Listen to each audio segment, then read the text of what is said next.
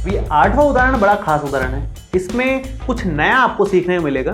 देखिए क्या कह रहा है, एक एपी दे रखी है 10, 7, 4 और लास्ट उसका अंतिम पद दे रखा है माइनस का 62।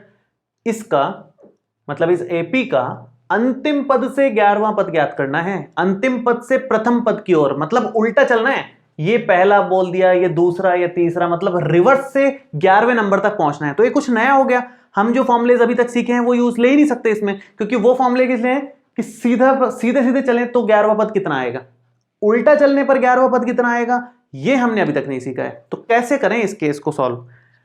इस केस के लिए हालांकि बहुत जगह पर अलग अलग फॉर्मुलेज भी लिखे हुए हैं, मतलब फॉर्मूले भी याद कर सकते हैं इस चीज का, लेकिन वो अननेसेसरी हम फॉर्मूला याद रखें उससे अच्छा मैं एक बेस्ट तरीका आपको बता रहा हूं, उससे तुरंत आंसर आएगा, उससे बहुत आसान हो जाएगा क्वेश्चन। और इस तरह का प्रश्न भी दे रखा है हमारी प्रश्नावली में, वो भी सॉल्व हो जाएगा। देखिए क्या करना है, जब भी आपको रिवर्स में पूछे ना कुछ भी चीज, पूरी एपी को घुमा दो।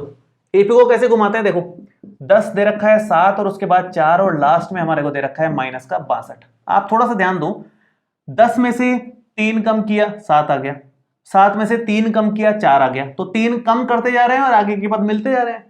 तो इसका मतलब माइनस 62 से पहले कौन सा पद रहा होगा, मान लो माइनस 62 यहां लास्ट में है, तो उससे पहले कौन सा पद रहा होगा, ऐसा पद जिसमें 3 घटाएं तो माइनस 62 आ जाए। तो माइनस का अगर 59 में से 3 घटाओगे तो कितना आता है हमेशा, माइनस 62। तो यहां पर क्या आया होगा, इसका मतलब माइनस का 59।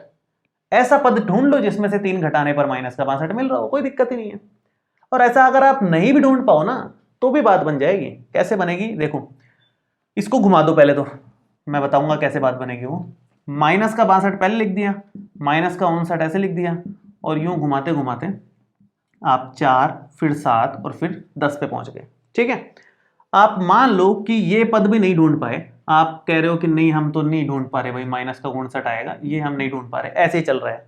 कोई बात नहीं, इसको घुमा दिया पूरा पूरा। अगर एपी को घुमा दिया तो अब आप ए तो निकाल पा रहे हो, यहां पर माइनस का 62 है, और यहां पर डी कितना निकाल पाओगे, डी कोई भी दो पास पास के पदों को घटा के मिल जाएगा। मान लो इन दो पदों को घटा रहा हूं मैं, तो 10 में से 7 घटाया, बाद वाले में से पहले वाला घटाते हैं, या तो 7 में से 4 घटा दो, जो भी घटाओगे उससे डी आ जाएगा। तो ए हमारा माइनस का 62 आ गया, डी हमारा 3 आ गया। तो हमने पूरी की पूरी एपी को ही घुमा दिया। अब आप आराम से सीधा चल सकते हो, 11 नंबर तक पहुंच सकते हो। 11वां पद कौन सा आएगा वो बता सकते हो अपने आप, वो इधर से 11वां पद मिल जाएगा आपको। तो हमने क्या किया, सिर्फ एपी को घुमाया है, जिसके कारण हमारा ए और डी बदल गया है, क्योंकि पहले डी माइनस का 3 था, अब डी प्लस का 3 हो गया।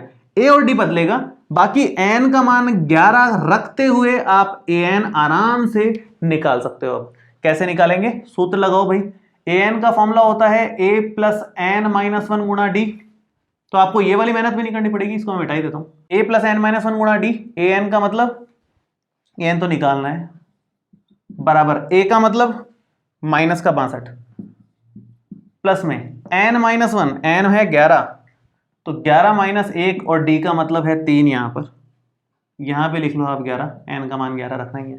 कितना बन रहा है ये, माइनस का 62 प्लस में 10 गुणा 3, मतलब माइनस का 62 प्लस में 30, जो कि बन रहा है माइनस का 32। मतलब अगर उल्टा चलेंगे तो 11वां पद माइनस 32 आएगा। हमने सिर्फ कोई नया फॉर्मूला हमने नहीं सीखा इसमें, हमने सिर्फ एपी को घुमा दिया, पूरा एपी को ही उल्टा कर दिया, और फिर सीधा सीधा 11वां पद निकाल दिया।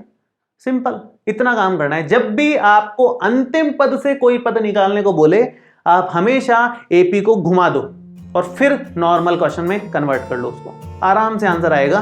कुछ एक्स्ट्रा याद नहीं रखना, ठीक है।